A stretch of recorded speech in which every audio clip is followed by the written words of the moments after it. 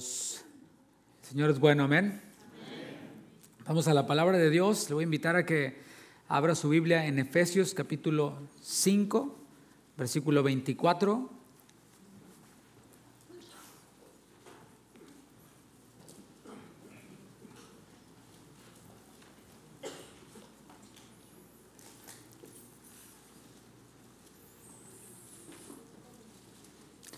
Efesios 5, versículo 24 al 27. Y el título de esta enseñanza, como lo han visto, es Matrimonios transformados y en transformación. El Señor está hablando de nuestras vidas, ¿verdad que sí? Efesios capítulo 5, versículo 24, dice así la palabra de Dios. Así que, como la iglesia está sujeta a Cristo, así también las casadas lo estén a sus maridos en todo. Todavía no digan amén, varones. El versículo 25 continúa y dice: maridos, amad a vuestras mujeres, así como Cristo amó a la iglesia y se entregó a sí mismo por ella, para santificarla, habiéndola purificado por el lavamiento del agua por la palabra, a fin de presentársela a sí mismo una iglesia gloriosa, que no tuviese mancha ni arruga ni cosa semejante, sino que fuese santa y sin mancha. El matrimonio está formado por dos personas, un varón y una mujer, que hicieron un pacto con Dios ante algunos testigos, y ese pacto, ¿tú te acuerdas qué es lo que incluye? Incluye fidelidad, incluye respeto, incluye amor, incluye cuidado, y tiene una fecha de expiración. Esta fecha de expiración es hasta que la muerte los separe. Ahí es cuando el matrimonio se puede concluir. Y todo eso suena muy bonito, ¿verdad? El día de la boda, ¿cuántos se acuerdan del día de su boda? Ese día de la boda, bueno, es un día lleno de ilusión, un día muy emocionante, un día donde las lágrimas pues, se hacen presentes. Sin embargo, los desafíos después de la boda no se hacen esperar, como escuchábamos hace un momento. Déjame te comparto el testimonio o la experiencia de un familiar cercano a mí, y no lo digo como manera de mofa, sino es para ilustrar. Ese familiar mío tuvo una boda impresionante. O sea, la boda de Lucerito y Mijares se quedó corta, ¿no? Impresionante. Echaron la casa por la ventana, como se dice coloquialmente. Un supergrupo, un super salón, comida impresionante. Los dos jóvenes apuestos, profesionistas con maestrías y doctorados. Todo parecía ser el escenario para una vida feliz. Parecía todo lo ideal, el escenario ideal para una familia, un matrimonio feliz. Tristemente, en menos de un año, se divorciaron. Todavía algunos de los invitados no terminaban de pagar las tarjetas que usaron para comprar la ropa y los viáticos para llegar a esta ciudad, cuando ya mis familiares se habían divorciado. La pregunta es, ¿qué salió mal? ¿Qué salió mal allí? Bueno, la respuesta es corta. Esa unión, así como cualquier otra unión que no pone a Dios como el centro de sus vidas, está destinada al fracaso, tarde o temprano. Y hay diferentes presentaciones de fracaso dentro del matrimonio. No voy a ahondar en eso, pero puedes imaginártelo. Quizás tú estés pensando también, por otro lado, bueno, muchos matrimonios han funcionado y no son cristianos, no son creyentes, ninguno de los dos, a lo mejor hasta son ateos. Bueno, eso es verdad, no vamos a negar esa realidad. ¿Y eso se debe a qué? En Gálatas 4:3, no tienes que ir ahí, en Gálatas 4:3 se menciona algo que la Biblia le llama los rudimentos del mundo. ¿Lo has escuchado? Los rudimentos del mundo. ¿Qué son los rudimentos del mundo? Los rudimentos del mundo son ciertos valores morales que son buenos. Por ejemplo, el valor de la fidelidad en el matrimonio es un valor moral que es universal. Que se cumpla es otra cosa, ¿no? Pero todos lo consideran como algo bueno, al menos la mayoría. A fin de cuentas, estos valores morales que la Biblia llama rudimentos del mundo, en algún momento o en algún punto se alinean con lo que Dios estableció en su palabra. O sea, se parecen estos principios a lo que Dios dice, a lo que Dios establece en su palabra. En el resultado puede llegar a ser lo mismo. El problema es que la sociedad va cambiando para mal, por lo general. La sociedad se va transformando, los valores, por ende, se van deteriorando. Y eso explica por qué los matrimonios que prevalecen hasta el día de hoy son los que tienen más tiempo, Los que son, digamos que de 20, de 30, de 40 años, permanecen hasta hoy. ¿Por qué? Porque los valores que este matrimonio, digamos que de los que fue empapado, los que conocieron, eran valores mejores que los de ahora. Y quiero pedirle a los de multimedia si me pueden poner la imagen que les pasé hace un momento, porque esta imagen que van a presentar ahí refleja un poquito los valores actuales. Esta imagen que aparece ahí no era tanto así lo que se pensaba hace 30, 40 años, los que algunos están aquí que tienen ese tiempo de casados, así no se pensaba. ¿Qué dice? Aléjate de lo que no te haga feliz. Esos son los rudimentos de ahora, esos son los valores de ahora.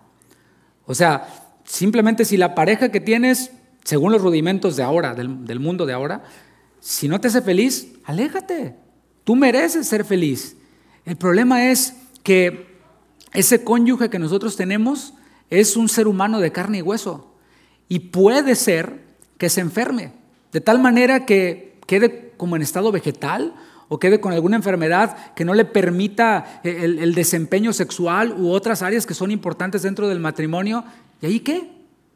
¿Se van a alejar porque no les está haciendo feliz esa persona? Bueno, esos son algunos de los rudimentos del mundo del día de hoy. Sin embargo, antes no se pensaba así. Los valores morales antes eran mejores. Ahora, ¿cuál es la solución? Bueno, la solución es, y de esto trata este congreso, no estamos aquí para darte rudimentos del mundo, estamos aquí para darte la palabra de Dios. Es la única que permanece. La solución es ir a la fuente de los buenos valores morales, que es Dios. Dios es la fuente de los buenos valores morales.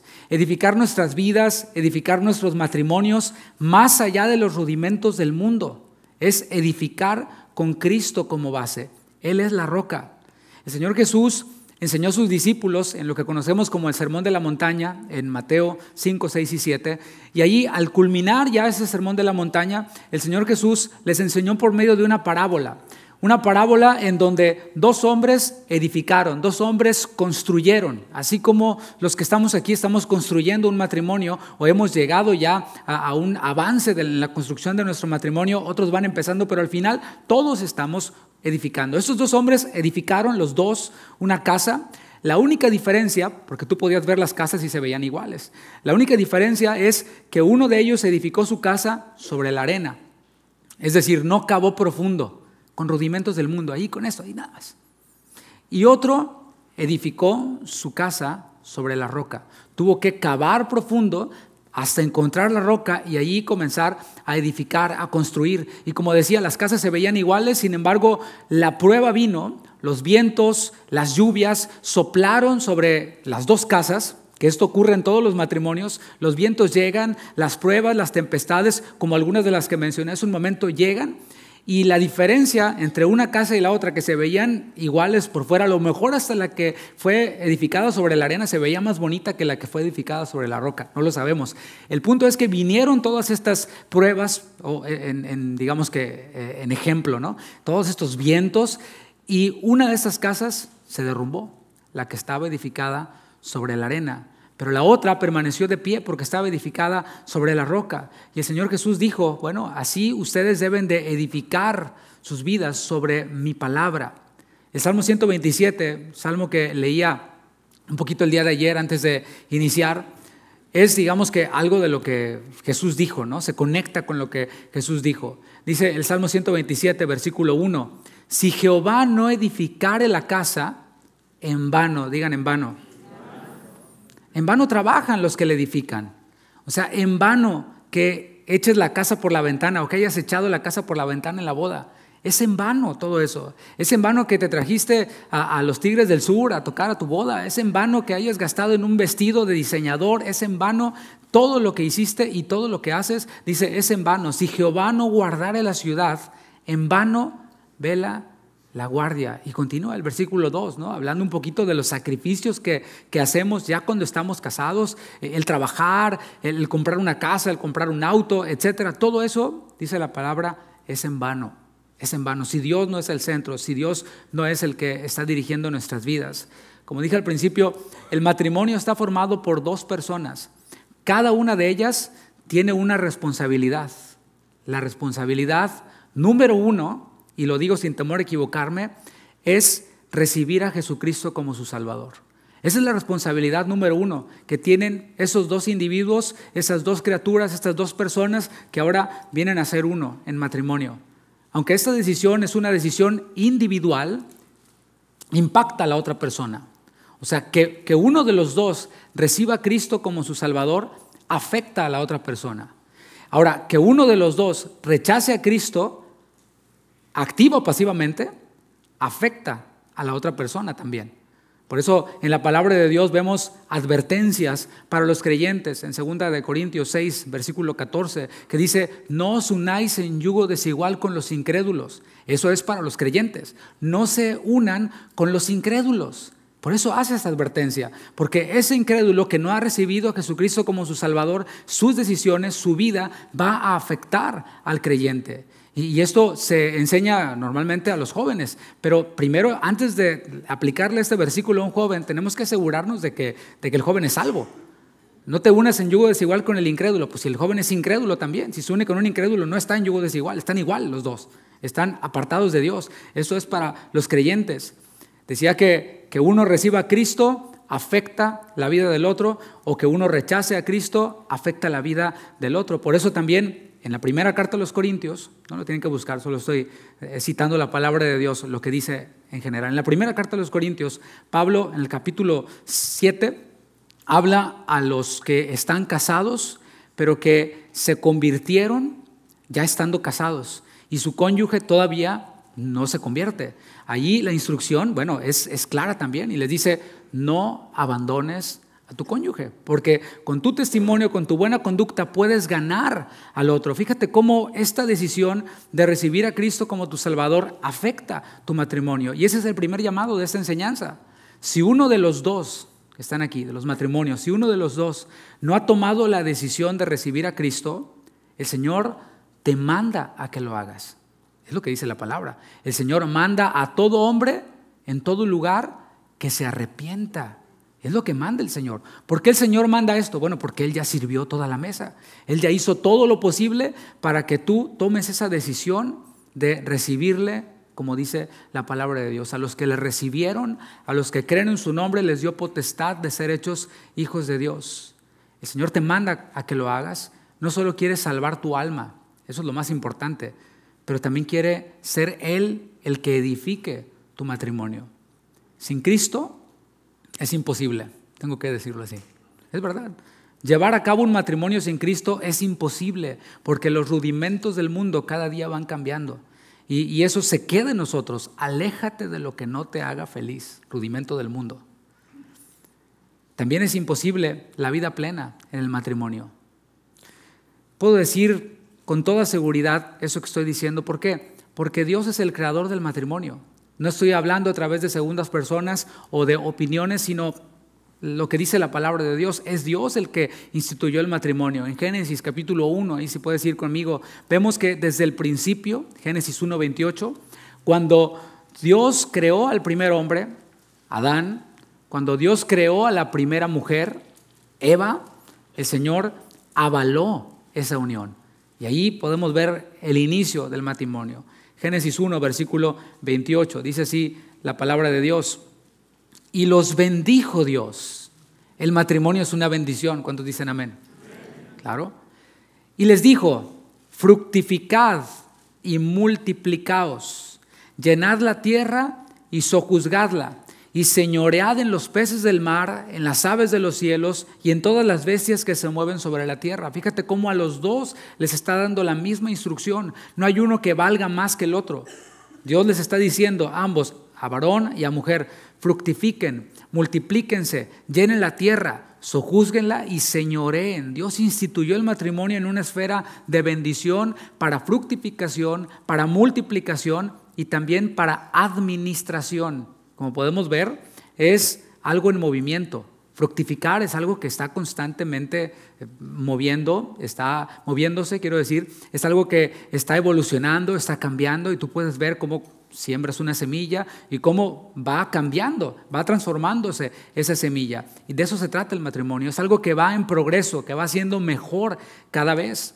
Dios mismo, como es el que crea el matrimonio, Él es el que tiene todo el derecho de poner las reglas en el matrimonio. ¿Todos están de acuerdo en eso? Y aunque no, como quiera, es así. Las reglas que Dios pone en el matrimonio son para protección de la pareja. No son para destrucción de la pareja, sino para protección, para cuidado, y son por amor a la pareja. No solo Dios pone las reglas, también provee los recursos.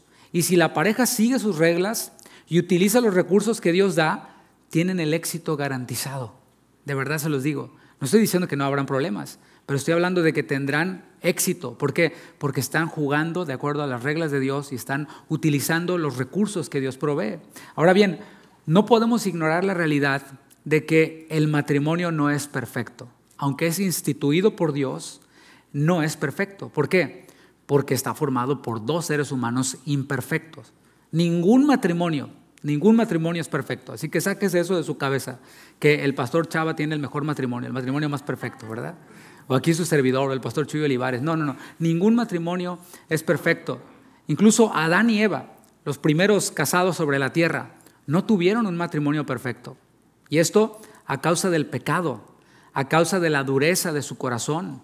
El pecado vino a distorsionar tanto a Adán como a Eva y por ende su matrimonio. Ahora dos pecadores estaban edificando y estaban construyendo. Todos nos dimos cuenta de esto que estoy diciendo cuando nos casamos. A los pocos días, o a lo mejor hasta el mismo día que nos casamos, nos dimos cuenta de que en el matrimonio no todo es perfección. Por ejemplo, cuando éramos novios, yo recuerdo que mi esposa y yo vivíamos retirados. En ese tiempo mi novia, así como el pastor Chava. Nada más que yo no me iba en camión, ya vivíamos aquí en Houston y tenía un carrito, ¿no? Pero era lejos lo que teníamos que manejar y a veces los tiempos no nos daban porque ella estaba estudiando y yo también trabajaba y a veces teníamos que vernos únicamente unos 15 o 20 minutos y para eso manejábamos 30 minutos. Pero valían la pena esos 30 minutos de manejo en el tráfico, donde fuera, para verme con ella. Estábamos contando las horas, los minutos y los segundos para vernos y pensábamos solamente en las virtudes del uno, tanto las virtudes del otro. Ella pensaba en mis virtudes, yo pensaba en sus virtudes y pensábamos, en tu caso también, ¿no? Varón, es tan bonita.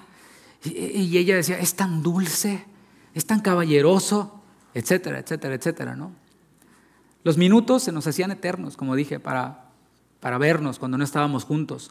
Soñábamos el momento en el que íbamos a poder pasar todo el tiempo el uno al lado del otro y planeábamos, cuando vivamos juntos, vamos a hacer esto y aquello, ya no hay la hora para que podamos estar todo el tiempo juntos.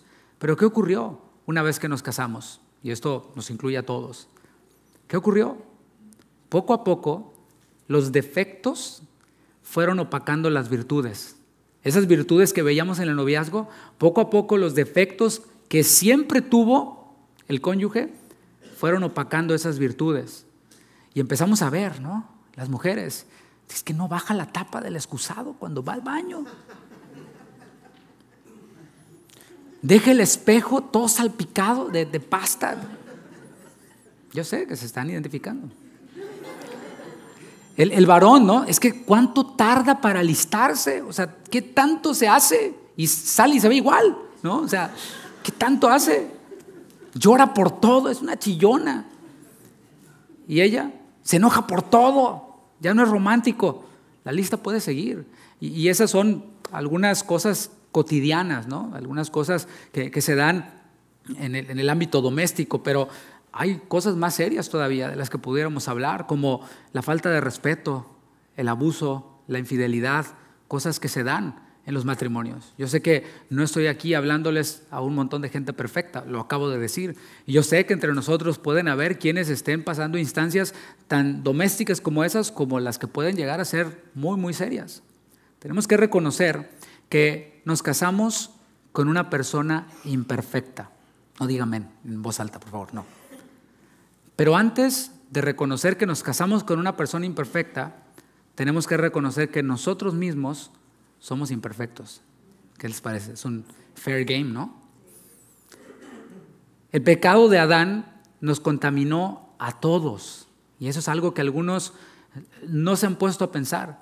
Pero Adán, como el primer hombre, su decisión de desobediencia, su decisión de ser igual a Dios, aunque ya era igual a Dios, ¿me explico? Porque dice la palabra que el Señor los hizo a su imagen de Dios los creó, varón y hembra los creó, los dos eran a imagen y a semejanza de Dios. La oferta fue, vas a ser como Dios, pero sin Dios.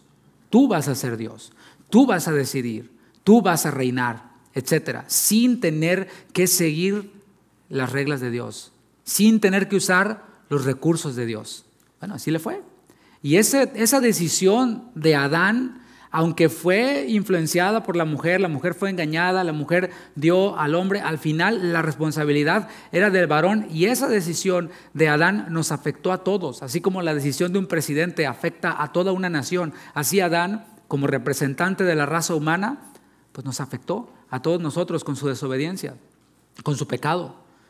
Esas fallas que tú y yo tenemos ya estaban ahí desde que estábamos noviando, ya estaban allí, ¿cierto? O sea, desde que eras novio de tu ahora esposa, las fallas que ella ve en ti ya las tenías antes. Lo único es que tu mamá no te decía, mijo, limpia el espejo, bájale la tapa al excusado. No nos dijeron así, nuestras mamás, ¿no? Nos hacían todo porque es el rey, el varón de la casa, ¿no? El varoncito. Algunos de estos pecados que nosotros tenemos, no solo fallas como estas, sino pecados, son nuestra tendencia natural. Ya es algo que está en nosotros. Algunos, su tendencia es a mentir y echan mentiras así nada más. Y después dicen, ¿para qué decir esa mentira? Pues porque soy mentiroso, ¿verdad? No era necesaria esa mentira. Y luego nos enredamos con tanta mentira que decimos. Bueno, para algunos esa es la tendencia. Otros es la lujuria. Otros, diferentes cosas. El tomar lo que no es suyo, el murmurar, el chismear. Bueno, eso es la inclinación al pecado que cada uno tenemos. Pero hay otras conductas y patrones que hay en nosotros, patrones negativos, conductas negativas, que pueden ser el resultado de algún trauma, de alguna experiencia traumática en nuestra niñez, en nuestra juventud. Lo peor que puede decir un cristiano, un hombre cristiano o una mujer cristiana, decirle a su cónyuge es, siempre he sido así y así seré. Ya me conocías así cuando nos casamos o antes de casarnos, así que si no te gusta, pues ahí está la puerta. Busca lo que te haga feliz, pero yo así soy y así me voy a quedar. Eso es lo peor que puede decir un cristiano a su pareja. Y espero que si tú lo has dicho te arrepientas hoy, después de escucharlo. He hablado acerca del primer Adán y de cómo su decisión de desobediencia nos afectó a todos nosotros, pero ahora déjame hablarte del segundo Adán, Cristo. Cristo es el segundo Adán que nos muestra la Biblia. El primero arruinó todas las cosas, pero el segundo restauró todas las cosas. Aquel que ha creído en Cristo está habilitado para entrar a un proceso de restauración y de santificación que toma toda la vida. Eso sí, es hasta morir, es toda la vida este proceso. Pero sin Cristo es imposible entrar a esta restauración. Sin Cristo puede ser que te rehabilites por aquí o por allá, que dejes esta adicción, pero es como tapar un hoyo, así como en las caricaturas, ¿no? Que estaba el chorro de agua saliendo por un hoyo y tapaban el hoyo y el chorro se salía por otro y luego tapaba el otro, ¿te acuerdas de Tom and Jerry? Y luego tapaba el otro y se salía por otro lado y estaba así, ¿no? Bueno, eso es lo que hacen los rudimentos del mundo. Eso es lo que hace el mundo. Solamente pone parches, solamente le da Tylenol a una metástasis. Pero Cristo, nuestro segundo Adán, nos habilita para entrar a ese proceso de santificación, que no es poner parches, sino que es una transformación. No podemos quedarnos como estábamos antes, los que hemos creído en Cristo. Es lo que dice la palabra. En Cristo somos nuevas criaturas, es lo que dice su palabra. Dice la palabra que ya no vivimos nosotros, que vive Cristo en nosotros, el Hijo de Dios. Por tanto, no podemos quedarnos iguales. Tenemos que ser transformados. Pero para que esa transformación ocurra, debemos de dejarnos transformar cada uno de nosotros. Vamos a Efesios capítulo 5 nuevamente, que fue el versículo que tomamos como base. Efesios capítulo 5.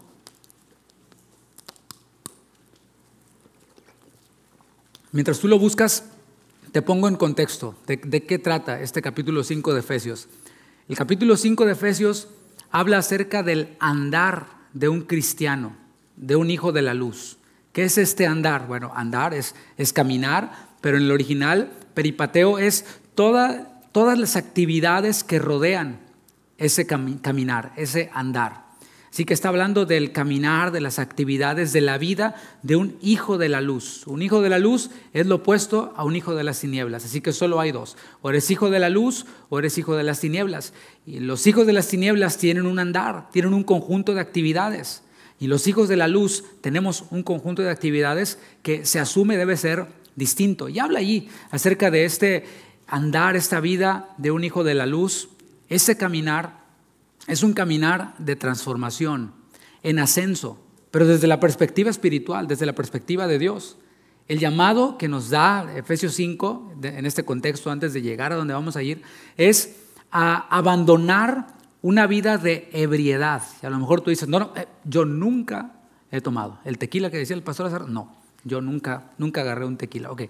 Pero no se refiere exclusivamente a el beber alcohol. Cuando habla, no os embriaguéis con vino, en lo cual hay disolución. Se refiere al andar, a todas estas decisiones, a todas estas actividades que nos embrutecen, que nos distraen. Te pongo un ejemplo, y lo mencionaba hace rato también el pastor. Hay varones que están embrutecidos con su trabajo. Es algo bueno, ¿no? Pero los seres humanos contaminados por el pecado somos expertos en echar a perder aquello que es bueno. ¿Me explico? Aquello que es bueno lo echamos a perder, y el trabajo es algo que dignifica al hombre, ciertamente, porque vimos que desde un principio dijo el Señor: fructifiquen, llenen la tierra, sojúzguenla, y hablaba de administración, hablaba de producción, pero nosotros con nuestro pecado tendemos a echar a perder todo eso, y aquello que es bueno, aquello que es digno, lo convertimos en algo destructivo, algo que daña nuestro matrimonio, algo que daña a nuestra familia. Por eso digo que nos embrutece. Y de eso está hablando, ¿no? No se embriaguen con vino. Puede ser eso, puede ser el entretenimiento, que también, pues a lo mejor no es malo, ese entretenimiento X, ¿no? Pero cuando lo ponemos en el lugar equivocado, cuando lo ponemos en el lugar de nuestro cónyuge, en el lugar de nuestra pareja, en el lugar de nuestro matrimonio, o en el lugar de Dios, peor aún, nos termina embruteciendo y no vemos claramente. Es lo peor, que a veces no lo vemos claramente. He hablado con personas que cuando las escucho hablar, digo, ¿no se estará escuchando lo que está diciendo? No se estará, o sea, quisiera a veces tener una grabadora y grabarlos y después decirles, ahora escúchate, y salirme de la oficina. Y a lo mejor si se escuchan entenderían la sarta de cosas que están diciendo, ¿no? Que no tiene ningún sentido, puro embrutecimiento. Y no se tomaron ni una de tequila, ni whisky, ni nada. Pero ya toda la contaminación del mundo y el ensimismamiento les tiene embrutecidos. Bueno, les habla aquí Pablo a los Efesios acerca de no embriagarse con vino, no embrutecerse. Y hay cosas que nos distraen del propósito de Dios, como el pecado, por supuesto. El pecado nos distrae del propósito de Dios. El pecado estorba nuestra comunión con Dios. ¿Y cómo vamos a conocer su voluntad si no estamos en comunión con Él? Y el pecado estorba la comunión con Dios. También la pereza estorba la comunión con Dios, nos distrae del propósito de Dios. Ahí está lo que Dios quiere hacer y cómo Dios quiere usarnos nosotros en ese propósito, pero nosotros estamos en la pereza. Y decimos, en enero le echo ganas con el Señor. Ya que falta. Ahorita viene Thanksgiving y viene Navidad y Black Friday. Y todo. Ya en enero leo mi Biblia. En enero me congrego. En enero alabo al Señor, etcétera, ¿no? El entretenimiento, el trabajo, todas estas cosas pueden llegar a distraernos del propósito de Dios. Y a lo mejor tú dices, bueno, todos lo hacen. Todos ponen en primer lugar el trabajo antes que su matrimonio. Todos ponen el entretenimiento después del trabajo y al último el matrimonio. Bueno, pero la palabra nos manda a no ser como todos. Estoy hablándoles, Efesios 5, a cristianos, a hijos de la luz. ¿Sí hay aquí hijos de la luz? Afuera se hace de una manera, los hijos de las tinieblas, pero nosotros estamos llamados a no ser como todos, a no amoldarnos a este siglo. Y el llamado es a abrazar la vida llena del Espíritu. Es lo que dice Efesios 5. No se embriaguen con vino. Más bien, llénense del Espíritu, es decir, llénense de la palabra, vivan una vida espiritual, es decir, tengan un conjunto de actividades que tienen que ver con Cristo y con su palabra. De eso está hablando. Tener una vida espiritual no es estar hablando en lenguas todo el tiempo, ¿sí? No es estar en ayuno todo el tiempo. No. Tener una vida espiritual es tener un conjunto de actividades, peripateo, lo que rodea nuestra vida, que tienen que ver con Cristo, que tiene que ver con su palabra. ¿Es bueno el entretenimiento? Sí, pero es mejor Cristo y su palabra. ¿Es bueno el ejercicio corporal? Es bueno, pero para poco aprovecha, le decía Pablo a Timoteo, porque tiene recompensa para esta vida, pero la piedad, o sea, una vida, actividades llenas del Señor, aprovechan para esta vida y para la venidera, es lo que dice la palabra, ¿no? El llamado que nosotros vemos aquí en Efesios es un llamado individual. El esposo no puede sustituir a la esposa en eso. O sea, no es que el esposo diga, bueno, yo voy a vivir una vida espiritual, una vida rodeada de actividades que tienen que ver con Cristo, y tú, no está bien, lo que yo haga te lo voy a transferir a ti por Bluetooth o por AirDrop. No es así, no funciona así, ni viceversa, la esposa en el esposo, no funciona así. Cada uno hemos de buscar individualmente al Señor. ¿Por qué? Porque la relación con Cristo es personal, la decisión es personal y la comunión con Cristo también es personal, aunque de alguna manera afecta a la otra persona. Luego de hablar de la vida de transformación de un cristiano, la epístola a los Efesios, aquí en el capítulo 5, ahora sí nos introduce al tema del matrimonio. ¿Por qué? ¿Por qué después de hablar de abandonar una manera de vivir, de abrazar una nueva manera de vivir, por qué ahora sí habla del matrimonio? Bueno, ¿por qué? Porque solo llenos del Espíritu podemos vivir un matrimonio transformado, únicamente así. Solo llenos de la palabra, solo llenos del Espíritu podemos vivir un matrimonio transformado. Solo llenos de la palabra podemos ver nuestros propios errores. Solo lleno de la palabra. Cuando yo estoy lleno de la palabra, vengo a ser como aquella parábola, ¿te acuerdas del gentil y del publicano? ¿Te acuerdas que el gentil decía, soy pecador? Bueno, cuando nosotros estamos llenos de la palabra, podemos ver nuestro propio error. Pero cuando no, estamos como el otro, ¿no? Que estaba, yo soy lo máximo, yo estoy bien, el otro es el que está mal. Tomamos esa actitud. Cuando estamos llenos de la palabra, podemos ser pacientes con los errores de nuestro cónyuge. Efesios 5:21, leemos de nuevo, someteos unos a otros en el temor de Dios. Ese no lo leí al principio. Luego continúa, las casadas estén sujetas a sus propios maridos como al Señor, porque el marido es cabeza de la mujer, así como Cristo es cabeza de la iglesia, la cual es su cuerpo y Él es su Salvador. Así que como la iglesia está sujeta a Cristo, así también las casadas lo estén a sus maridos en todo. En todo. Vamos a poner las cosas parejas aquí, ¿no? Habla primero de sujeción. El versículo 21 dice, someteos unos a otros en el temor de Dios. Y allí incluye a varón y a mujer. El temor de Dios es la obediencia a la palabra de Dios. Así que si la mujer nos dice algo, varones, que va de acuerdo a la palabra, ¿qué vamos a hacer? No, aquí tú te callas, yo soy el varón de la casa. No, si ella nos dice algo y nos marca algo con la palabra de Dios, hemos de someternos a la palabra de Dios.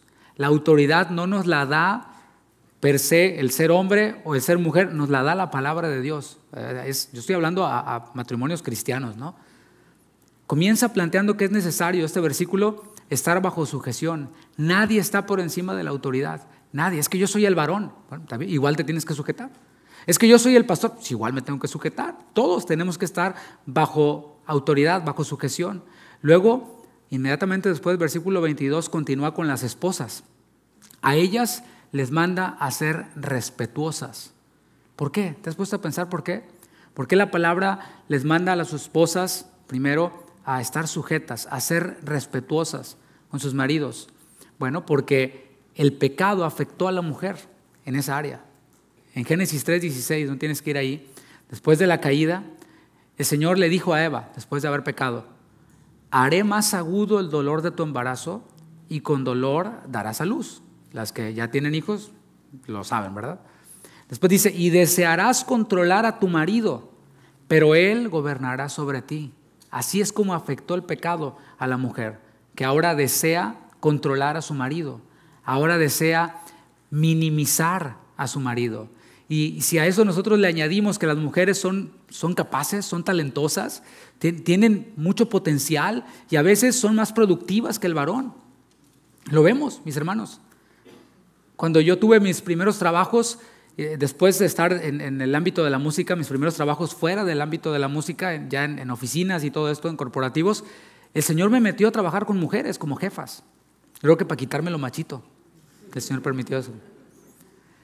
Y eran mujeres extremadamente eficaces en todo lo que hacían, exitosas en lo que hacían. ¿Por qué? Porque tienen la capacidad para hacerlo.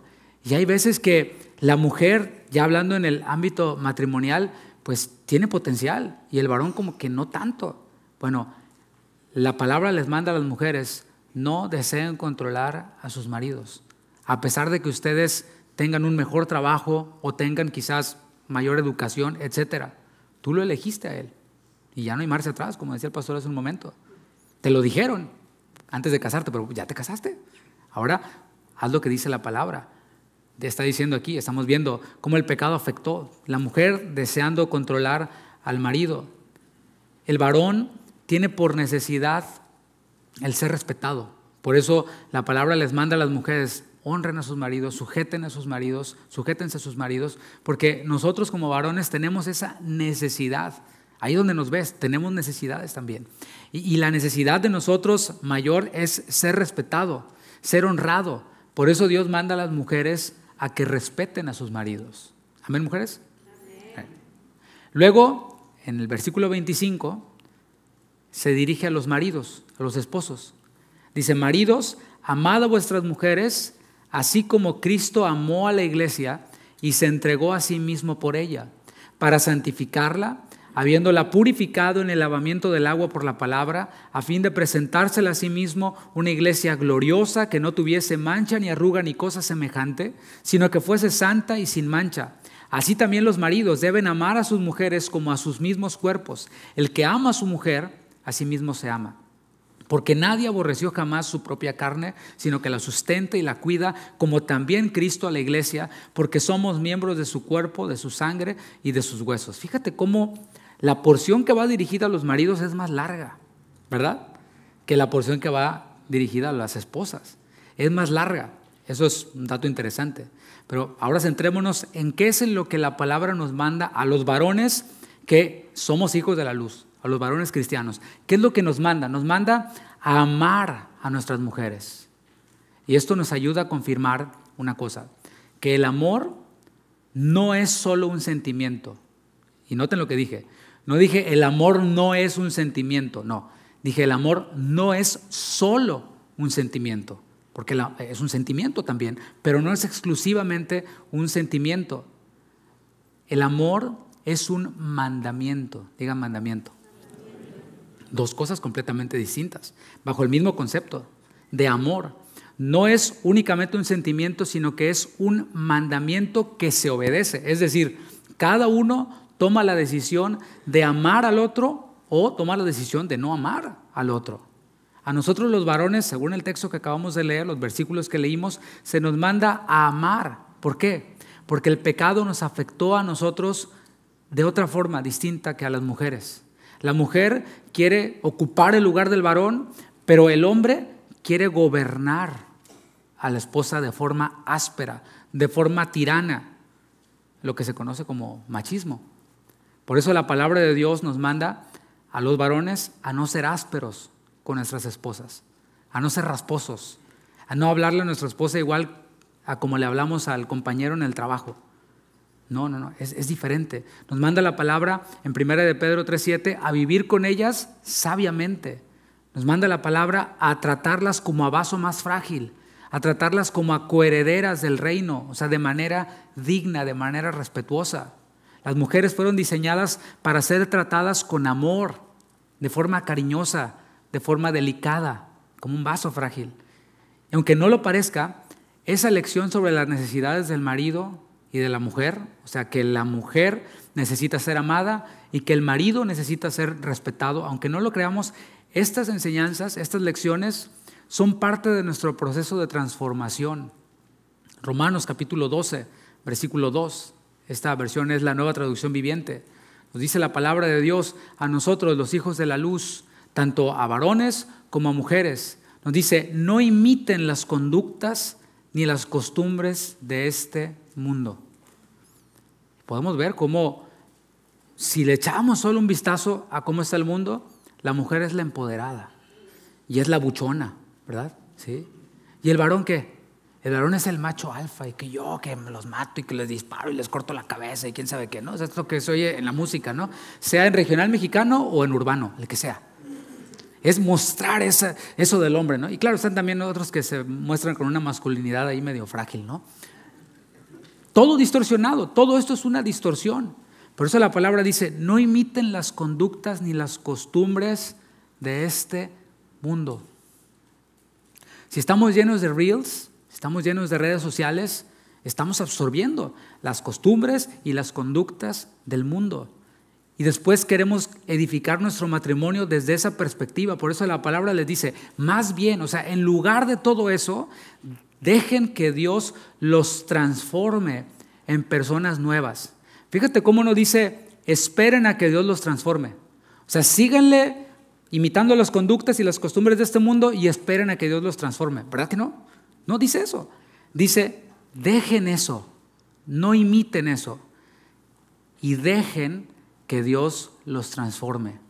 No es esperen y Dios te va a arrastrar y te va... No. Es permitirle que Dios nos transforme. Y como escuchábamos hace un momento, Dios utiliza a nuestro cónyuge, a nuestra esposa, varón, a tu esposo, mujer. Dios nos utiliza para ser transformado. Dejen que Dios los transforme en personas nuevas. ¿Cómo? Al cambiarles la manera de pensar. Entonces aprenderán a conocer la voluntad de Dios para ustedes, la cual es buena, agradable y perfecta. Necesitamos dejarnos transformar a través de la palabra de Dios. No importa cómo nos criaron. Por eso dice, dejen que Dios les cambie la manera de pensar. Y eso incluye cómo nos criaron. Eso viene a ser irrelevante. Qué bueno que nuestros papás nos hayan criado de tal o cual forma, ya sea modo rancho, modo ciudad, el modo que haya sido. Qué bueno, felicidades, pero eso no viene a ser relevante cuando somos hijos de la luz. Debemos de dejar que Dios nos cambie esa manera de pensar. Si choca con la palabra de Dios, debe de ser desechada. No importa cómo nos imaginamos que debe ser el matrimonio, lo único que vale es su palabra si queremos tener éxito en el matrimonio. Yo sé que usted quiere hacerlo, por eso vino aquí, porque sabía que le íbamos a hablar la palabra de Dios, ¿no? Enfocado al matrimonio. Y no se trata solo de oír, sino de oír y hacer. Eso es edificar sobre la roca. He mencionado que el creador del matrimonio es Dios, hasta ahora es lo que he dicho. He mencionado que Él es el que pone las reglas. También Él nos da los recursos y dentro de esos recursos está el modelo del matrimonio. Y lo acabamos de leer en Efesios 5. ¿Cuál es el modelo del matrimonio? De un matrimonio ideal, de un matrimonio según Dios, según el diseño de Dios. Bueno, el modelo es Cristo y su iglesia. Lo acabamos de leer. Cada uno de nosotros, los que hemos creído, somos parte de la iglesia. Si tú has creído en Cristo, si tú le has recibido al Señor, tú vienes a ser parte de la iglesia universal, de la iglesia de Cristo. Y Cristo nos compró con su sangre. Él nos está transformando con su palabra. Y en el matrimonio estamos llamados a hacer eso. Dije que el modelo es ese. Cristo dio su vida por la iglesia, es lo que leímos. En el matrimonio, cada uno de nosotros damos la vida, el uno por el otro. Es lo que le dice a los maridos. Amen a sus mujeres como Cristo amó a la iglesia. Por eso no excluye a la mujer. Nosotros estamos llamados a dar nuestra vida por nuestro cónyuge. No solo damos nuestra vida trabajando. Yo sé que a lo mejor te dices, sí, claro, trabajo 50, 60 horas a la semana, estoy dando mi vida por mi esposa, pero no es solo eso. Aunque eso es muy valioso, no es lo único. Trabajar no es lo único que forma parte de nuestro llamado. Dar la vida es invertir tiempo en nuestra esposa. Por ejemplo, escuchándola, no siendo indiferentes.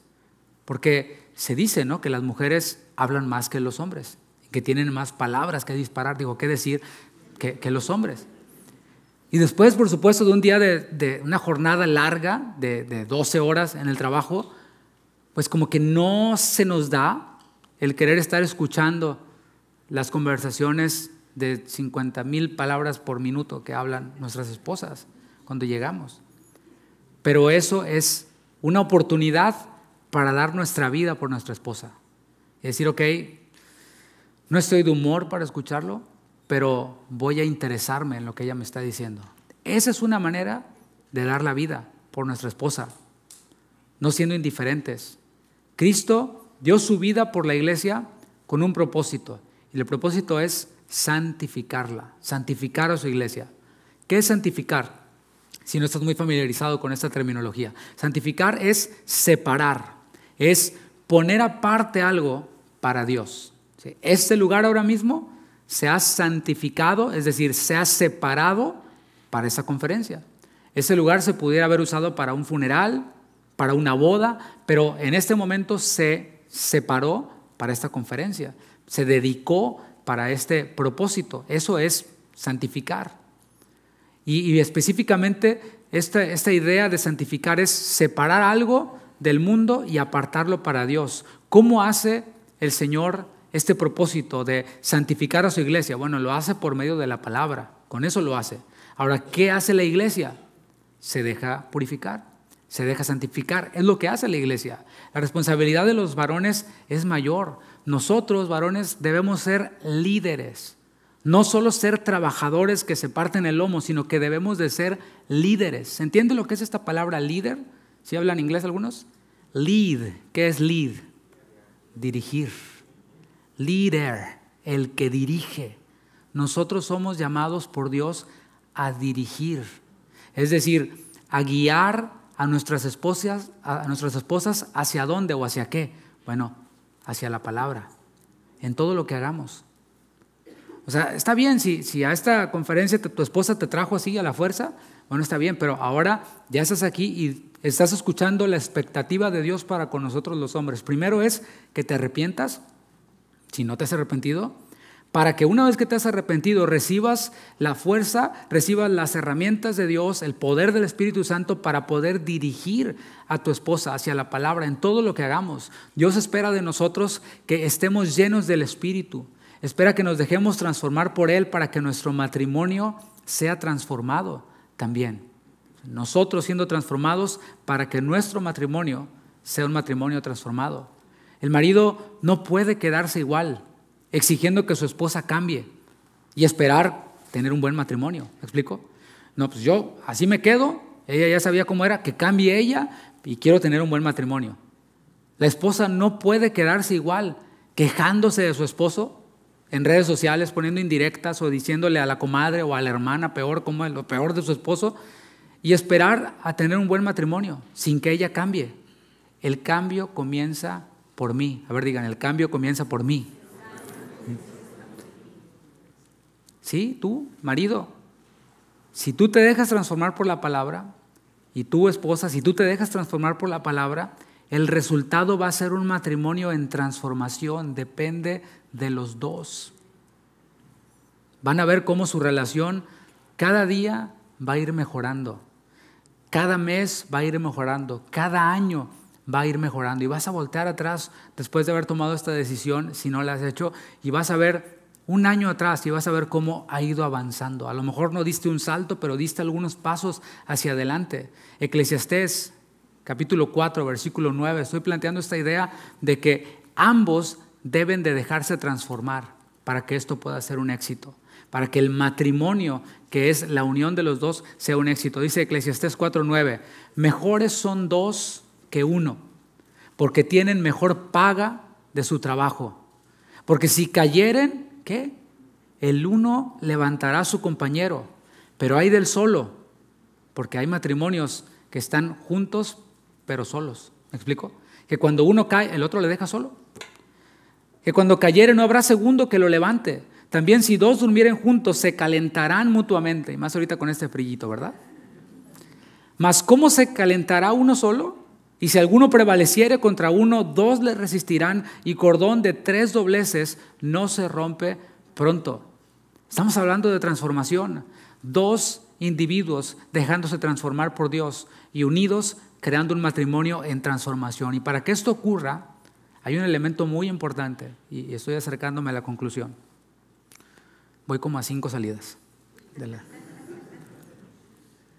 Para que esto ocurra, para que esa transformación ocurra, hay un elemento muy importante, y es la paciencia. Digan paciencia.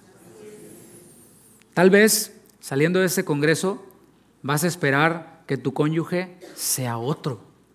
A lo mejor lo vas a ver, no, vas a esperar que sea otro. Pero por más buena intención que tu cónyuge tenga, que te haya dicho, voy a ir al congreso y después del congreso te prometo que las cosas van a cambiar. He oído algunos que han dicho eso, ¿no? Después del congreso, bueno, tal vez, pero por más buena intención que tenga tu cónyuge que vino aquí, se va a equivocar, aún después de haber escuchado predicar al pastor Chava Pardo. Aún se va a equivocar. Tal vez saliendo de ese congreso vas a querer hacer las cosas diferentes, pero por más buena intención que tengas, vas a equivocarte, vas a fallar. Eso es uno de los errores que cometemos cuando perdonamos. Pensamos que el perdón que le estamos otorgando a la otra persona lo convierte en perfecto. Pero hemos de saber que el perdón que le otorgamos a la otra persona no lo hace perfecto. Nos va a volver a fallar, se va a volver a equivocar. Estamos hablando de realidades, ¿no? Netas, como decía el pastor. Se va a volver a equivocar. Y a lo mejor te vuelve a ofender de la misma manera en la que te ofendió. ¿Qué vas a hacer? Mejor no te pregunto, mejor te digo lo que vas a hacer. 70 veces 7, dijo Jesús, dice su palabra. El Señor sí es realista y dice, mira, lo perdonas, pero ¿hasta cuántas veces? Hasta 70 veces 7, lo cual lleva implícito el hecho y la realidad de que va a volver a fallar en lo mismo, de que nos va a volver a ofender, a lo mejor sin querer queriendo, pero nos va a volver a ofender. ¿Cuál es el llamado? El llamado es a no rendirse, no nos rindamos, seamos pacientes el uno con el otro. ¿Cómo? Pues no voy a usar rudimentos del mundo, voy a usar un ejemplo en la palabra. ¿Cómo ser paciente con mi cónyuge? Bueno, así exactamente igual como Dios es paciente con nosotros, así igualito. ¿Qué te parece? ¿Cuántas veces le fallamos nosotros al Señor?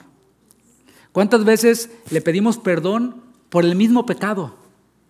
¿Cuántas veces le pedimos perdón por la misma desobediencia, por la misma indiferencia, por el mismo descuido? Y el Señor siempre está allí para recibirnos, siempre está allí para perdonarnos. Y le agradecemos por eso, ¿verdad? Porque Él nos abre las puertas, Él tiene los brazos abiertos, así como el padre de aquel hijo pródigo, las veces que nosotros nos equivoquemos. Por eso dice la palabra, hijitos, estas cosas os escribo para que no pequéis. Pero si alguno hubiera pecado, a ver si el Señor les da chance. No, dice, abogado tenemos para con el Padre. Ese abogado siempre está a favor de nosotros. ¿Cuándo? Cuando estamos dispuestos a arrepentirnos y a perdonarnos, las veces que sea necesario. Y de eso estamos hablando, de tener esa misma paciencia que Dios tiene con nosotros para con nuestro cónyuge. ¿Qué tal? Ay, no, pastor, yo pensé que iba a orar por mí, mi matrimonio iba a ser perfecto. Pues no tengo esa unción todavía. El Señor no nos desecha. Una y otra vez le fallamos y cuando venimos a Él arrepentidos, Él nos restaura. Efesios 4, estábamos ahí en el 5, pero en el 4, fíjate lo que dice. Efesios 4, versículo 1. Yo pues, dice Pablo, preso en el Señor, os ruego que andéis, o sea, que vivan, como es digno de la vocación con que fuisteis llamados. ¿Cómo? Esa vocación con la que fui llamado. ¿Cómo es? Dice, con toda humildad y mansedumbre. Cuando nos ofenden, hemos de responder con humildad. ¿Sí? Ay, se me hizo tarde, no estoy lista. Ok, hay que responder allí con humildad. ¿Cómo se ve eso? It's okay, te espero. ¿Sí? Y lo opuesto, pues ya te lo sabes, ¿para qué te digo? A cada rato lo hacemos. Con toda mansedumbre. Mansedumbre es poder en control. Es cuando tienes toda la artillería para echársela a tu esposa en venganza a todos los reclamos que te ha hecho y ella comete un error, o esposo, o sea, al revés. Mansedumbre es guardarte eso, desechar esas herramientas, esas armas en contra de la otra persona. Tu cónyuge no es tu enemigo. ¿Sí te has dado cuenta de eso? Voltea con tu cónyuge. no es tu enemigo. No es tu enemigo. Con toda humildad y mansedumbre, soportándoos con paciencia los unos a los otros en amor. Esa es la base de todo. Hemos de soportarnos con paciencia. Y ese soportarnos no es, te soporto, así como, no. Soportar tiene que ver con esto, con aguantar algo, con sostener, sosteniéndose con paciencia el uno con el otro, en amor. Esa es la actitud. Yo estoy aquí para sostenerte, así que ayudémonos mutuamente. ¿Cómo? Una manera de ayudarnos mutuamente es poniendo los ojos en el avance de nuestro cónyuge. Empecé hablando de nuestras imperfecciones, ¿no? Y hablé, ¿no?, de la tapa del baño, del espejo salpicado, etcétera, ¿sí? Pero ¿por qué no enfocarnos en el avance que nuestro cónyuge ha tenido? Hablaba con una persona alguna vez en referencia a su matrimonio y tenía algunas quejas contra su marido. Y no me sorprendía porque su marido es humano y se equivoca, ¿no? Y está en transformación. Pero le decía, oye, a ver, en el tiempo desde que hemos tratado esta situación hasta la fecha, ¿has visto algún cambio en el esposo? Y se queda, no, pues sí, la verdad sí. A ver, cuéntame. Y empezó, ¿no? Le digo, bueno, entonces no es caso perdido, ¿te fijas? El tema es de que te estás enfocando únicamente en las fallas, pero no te estás enfocando en los avances que ha tenido. Y no solo nos enfoquemos en los avances que ha tenido nuestro cónyuge, sino también hagámosle saber que nos estamos dando cuenta de esos avances que ha tenido. Hablar palabras de bendición. Es lo que dijo Jesús. Dijo, bendigan y no maldigan. Y a veces pensamos que bendecir es decir, te bendigo, te bendigo. No. Bendecir es hablar bien. Y cuando nosotros resaltamos los avances de nuestro cónyuge, en sus cambios, en sus transformaciones, estamos hablando bendición. Mi amor, noto que me abres la puerta. Y antes eso no lo hacías. Desde la predicación aquella que dio el pastor, que dijo que hay que abrirle la puerta a la esposa y no cuando el auto va en marcha. He notado que has cambiado. Gracias, mi amor. Gracias. A lo mejor toma un poquito más de tiempo y me tienes en el calor tantito en lo que enciendes el auto, pero está bien porque estamos dándole un ejemplo a nuestros hijos de caballerosidad, de qué esperar y de qué dar, ¿me explico?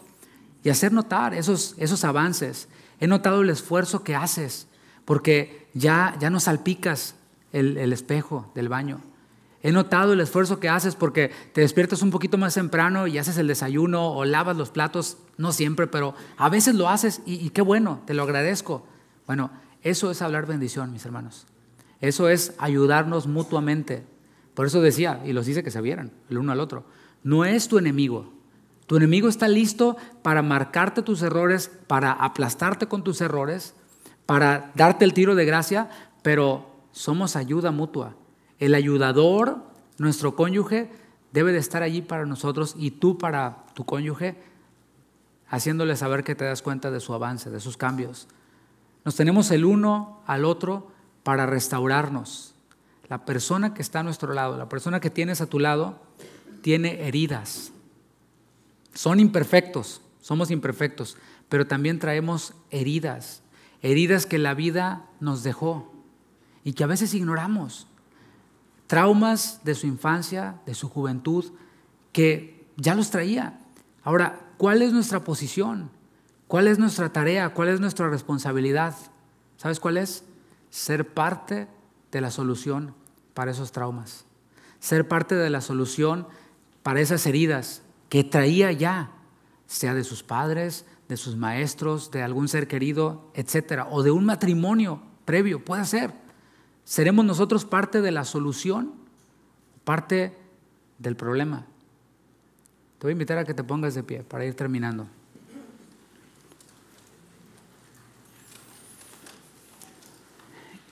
Y vamos a hacer algo especial. Toma a tu pareja de la mano, vele de frente, vele a los ojos. ¿Hace cuánto que no le veías a los ojos? Tómense de las dos manos así y véanse de frente, así bien romántico. Así como foto de revista. Y le vas a decir algo que vas a repetir, que yo te voy a decir, ¿sí? Le vas a decir, te amo, pero amo más al Señor. Me falta la mía, a ver, vente. ¿Sí? Porque cómo yo me voy a quedar así nomás milando como el chinito, ¿verdad? Le vas a decir así, te amo, pero amo más al Señor. Él me manda a restaurarte, y lo haré con la palabra de Dios. Dale un abrazo y un besito, ¿sí? Beso. ¿Se escuchó? Ahora, piensa en todas las cosas buenas que tiene tu pareja. Al principio pensamos en todos los errores, pero ahora cierra tus ojos y piensa en todas las cosas buenas que tiene tu pareja. Cada uno, con tus ojos cerrados. Piensa en esas cualidades, en esas virtudes, en esas cosas que ha ido mejorando, que ha ido creciendo. Piénsalas por un momento. No te voy a poner a que las escribas, solo piénsalas. Voy a tener que esperar mucho. Ahora, dile esas cosas, esas virtudes que tiene. Primero las damas, ¿verdad? Esposa, dile a tu esposo esas virtudes, esas cosas buenas que él tiene. Dile, eres caballeroso, eres cosas buenas únicamente. No por fe. Facts, real facts.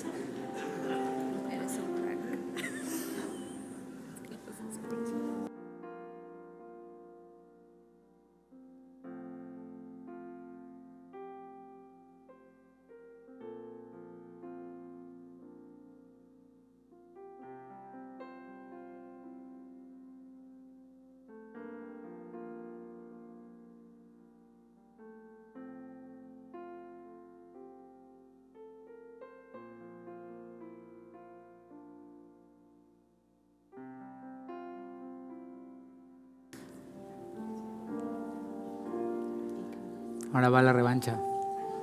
Ahora, esposo, dile a tu esposa esas virtudes que ella tiene. Desde las físicas hasta esas cualidades en su carácter, en su temperamento, sus avances, sus cambios.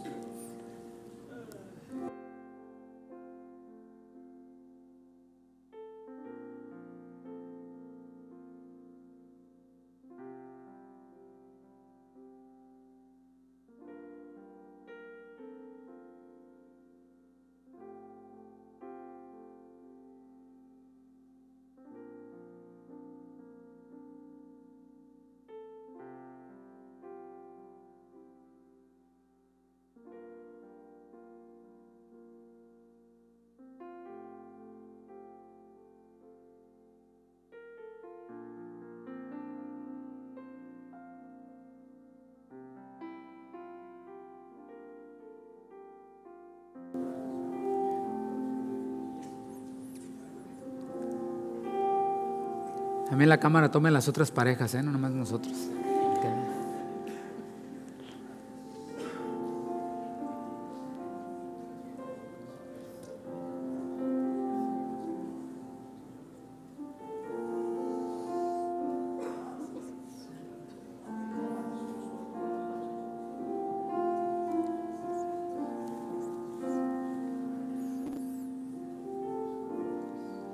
Si podemos llevarnos algo de esta enseñanza, que sea esto: no seamos únicamente los que muestran los defectos del otro.